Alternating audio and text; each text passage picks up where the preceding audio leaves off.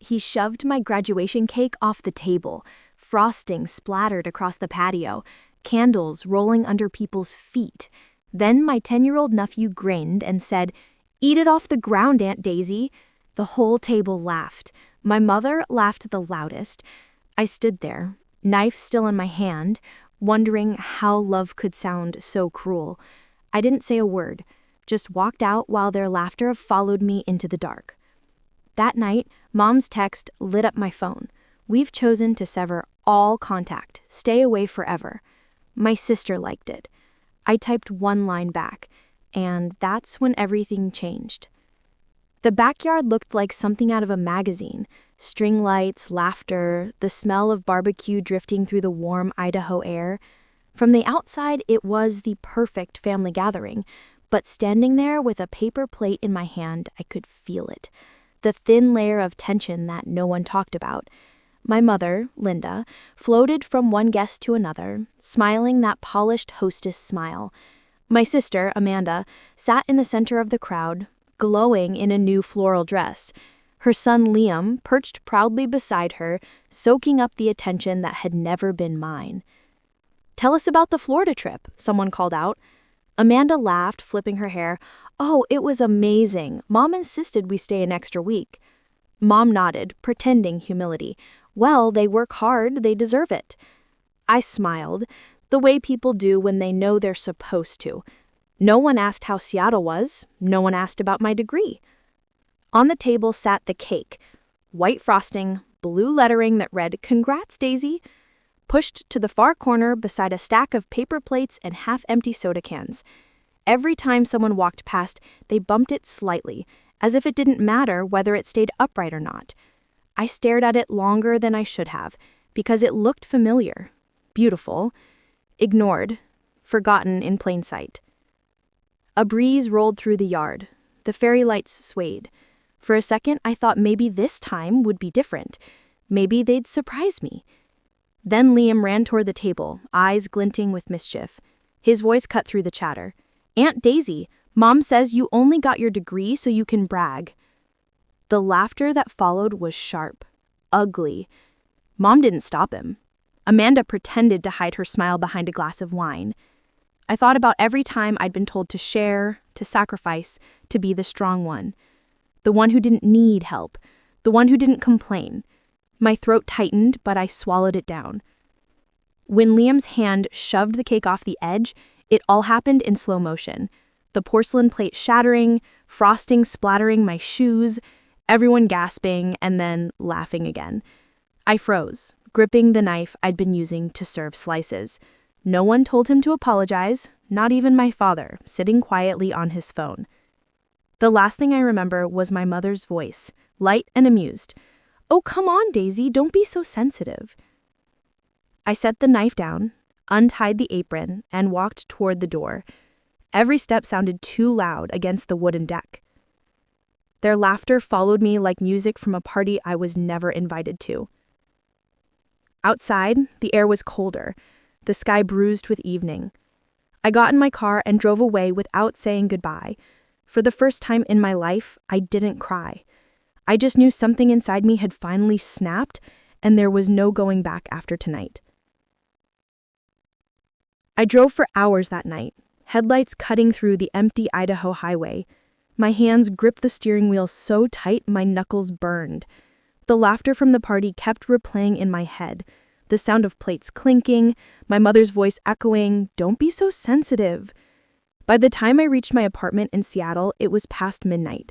The city was quiet, rain streaking across the windows.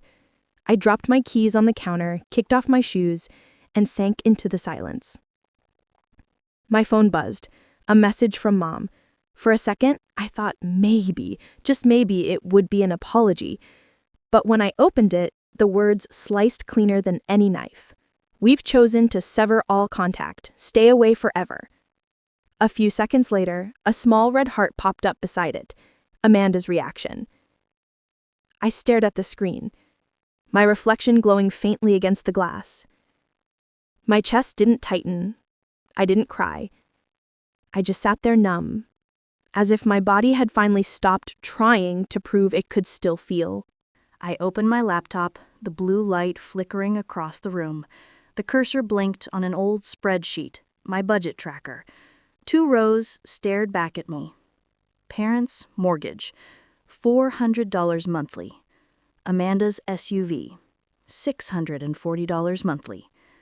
Both loans co-signed by me, both payments automatically withdrawn from my account every month for the last 3 years. I'd signed those papers because Mom had said, "You're the responsible one, honey. Just help the family out." Back then, it felt like love. Now it looked like a leash. The rain outside grew louder. Drops hit the glass in uneven rhythms, like a ticking clock counting down to something inevitable. I scrolled through my messages. Years of polite thank yous, guilt-laced reminders, excuses. Just until Amanda's business picks up. Your dad's between jobs again. We'll handle the payments next month. Next month never came. The weight in my chest shifted. It wasn't sadness anymore. It was clarity. I opened a new message and began typing slowly, each letter deliberate, each word like a door closing. Removing my name from every loan tomorrow. No emojis, no explanation. I hit send. The phone chimed once, then fell silent. I placed it face down on the table. The rain softened. I poured myself a glass of water and watched the condensation slide down the side. For the first time, silence didn't feel like surrender. It felt like control. They had wanted me gone, fine. But this time, they were the ones who would feel the absence. Morning came gray and cold, the kind of Seattle dawn that makes everything look washed clean. I brewed coffee and stared at the steam rising from the mug, thinking of how easily things end, not with shouting, but with a single message. I hadn't slept, but I felt wide awake. The exhaustion had burned itself out, leaving only a strange calm. By 9, my phone had started buzzing non-stop. Mom, Dad, Amanda, unknown numbers from Boise, 100 missed calls. The group chat exploded with demands, threats, guilt. "You've gone too far. Do you know what you're doing to us? We raised you." Not one message said, "I'm sorry." I didn't reply. Instead, I pulled on a gray sweater, tied my hair back, and opened my laptop. My fingers hovered over the keyboard before typing, Green First Bank, downtown Seattle branch. Mr. Diaz met me in a quiet consultation office with pale blue walls and a single fern in the corner. He was in his 50s, kind eyes behind wire-rimmed glasses. "Miss Wilson," he said, offering a handshake, "I reviewed the documents you sent. I think I understand what's happening." I sat across from him, hands folded. I co-signed 2 loans, one for my parents' house, one for my sister's SUV. I've been paying them for years. I just want out. He nodded. "You're not the first person to be taken advantage of under the word family." He slid a stack of papers toward me. "If you can prove you hold no ownership or financial interest in their property, we can begin the liability release process. You'll also have the option to freeze joint credit access." I handed him the folder I brought. Lease agreement, pay stubs, email correspondence, even an old message from Mom that read, "The house is ours. You just help sign." Mr. Diaz read silently, then looked up. "Everything we need is here." He picked up the phone and called legal. "Let's start the release for Daisy Wilson. Co-borrower removal, effective immediately." The sound of his pen clicking was small, but to me, it felt seismic. My hands trembled as I signed. Each signature felt like cutting another invisible string that had bound me for years. When he stamped the final page, the thud echoed through the room. He looked at me kindly. "You did the right thing, Ms. Wilson. Sometimes protecting yourself is the only way to teach others to respect you." Outside, the wind bit cold against my cheeks, but my chest felt lighter than it had in years. I stopped at a cafe on the corner. When the barista handed me a cappuccino, she smiled. "Have a good day." I met her eyes and said something I hadn't been able to say and mean in years. I will. That evening, as I cooked pasta in my small kitchen, my phone buzzed again. This time, the group chat glowed on the screen. How dare you ruin our credit? You're heartless. You'll regret this. I typed one calm line. I just stopped paying for people who laughed when my cake hit the floor. Then I pressed send and set the phone down. The silence that followed wasn't empty. It was freedom. 3 days passed before the knock came. It was sharp, angry, relentless, each pound vibrating through the thin walls of my Seattle apartment. I froze mid-step, the pan of boiling pasta hissing behind me. My stomach twisted with a cold certainty, even before I checked the video intercom. On the screen stood my mother and Amanda, two faces I knew by heart, now warped with fury. Mom's lips were pressed into a tight line, arms folded like she was preparing to lecture me. Amanda's eyes were wide, bloodshot, her mask hanging loose around her neck. "Daisy!" Mom's voice cut through the door, high and trembling. "Open this door right now. We need to talk. What did you do with the bank?" I didn't move. The hallway camera showed them shifting from foot to foot, glancing around nervously as neighbors peeked out. Amanda's voice rose, shrill, desperate. "You ruined everything. The bank froze our accounts. Mom's credit is gone. My car is about to be repossessed. You think this is funny?" Funny. The words stung, not because of what she said, but because that's how they'd treated me all my life. As a joke. As the strong one who didn't get to have feelings. I took a slow breath, steadied my voice, and turned on the voice recorder on my phone. "Seattle Police Department," I whispered into the 911 app. "Two individuals are outside my apartment, yelling and refusing to leave. I'd like to report trespassing." "Do you know them?" the dispatcher asked. "Yes," I said quietly, eyes still fixed on the monitor. "They're my family, but today they're just people violating my boundary." Outside, the pounding grew louder. Amanda's hand slammed against the door. "Daisy, you're destroying this family. You think cutting us off makes you strong? You're selfish, heartless." Mom's voice cracked, half rage, half panic. "We're your parents. You don't treat family like enemies." 10 minutes later, flashing red and blue lights painted the street below. Two police officers appeared in the frame, one man, one woman, calm, professional. They approached my mother first. I watched through the intercom as Mom rushed toward them, pointing furiously at my door. "She's my daughter. She destroyed our finances. We just want to talk to her." Amanda's voice broke into sobs. "She almost cost me my car. My fiancé is threatening to leave me because of her credit. She's heartless." The male officer raised a hand gently. "Ma'am, this is private property.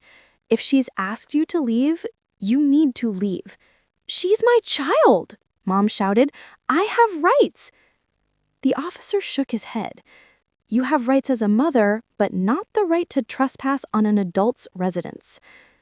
The camera shook slightly as Amanda backed away, her face collapsing into frustration.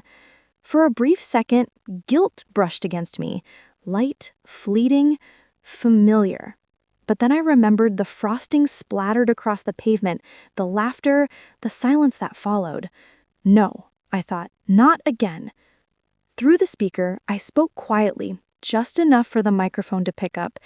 If they act like intruders, then the line between family and boundary no longer exists.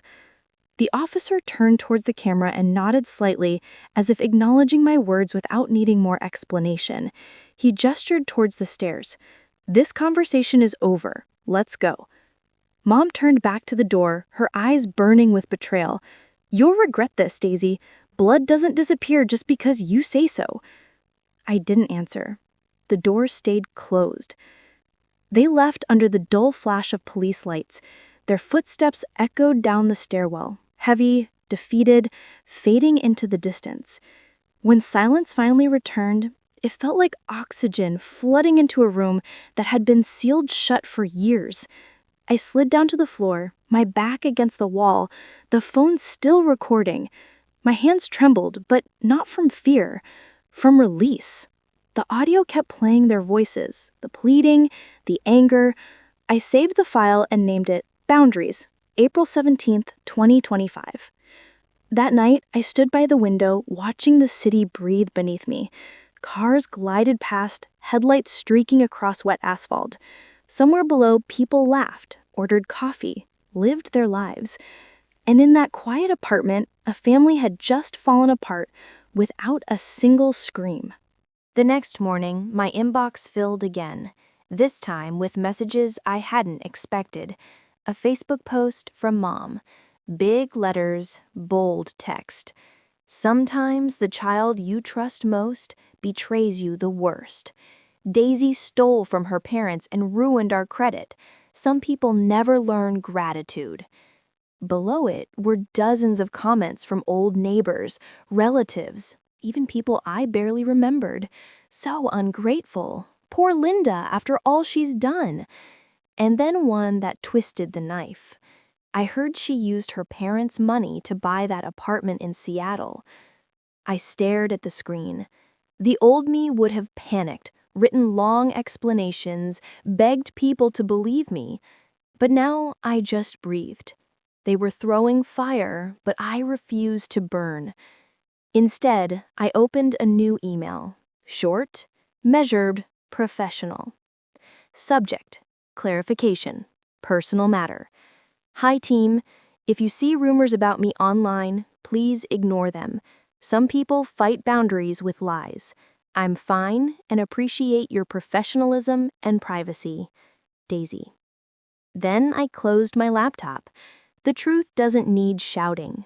It only needs time. 3 days later, an envelope arrived at my office. The letterhead read, Green First Bank. Inside was a document signed by Mr. Diaz. This letter confirms that Miss Daisy Wilson has been fully released from all liabilities concerning the joint mortgage and vehicle loan under the names of Linda and Amanda Wilson. The seal, embossed gold at the bottom, shimmered under the light. My fingers brushed across the paper, tracing the curve of my signature, the moment everything changed. It wasn't revenge. It was justice. That evening, the Facebook post disappeared. Maybe someone told Mom the truth. Maybe the bank called to verify it. I didn't care. The damage didn't matter anymore, because I'd stopped living for their approval. Still, my phone buzzed again, a number I hadn't saved in months. You'll pay for this, Daisy. You think you've won? I smiled faintly. Winning wasn't the point. Freedom was. I stood by the window of the Seattle skyline stretching out like a map of second chances. The air smelled like coffee and rain, sharp and clean. For the first time, I felt unchained.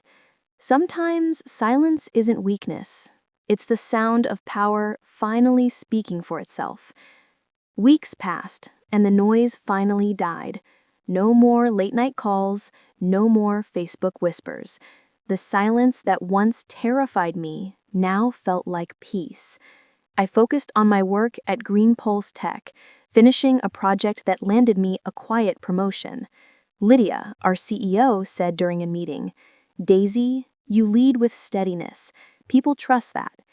It was the first time anyone had said those words to me without a hint of obligation.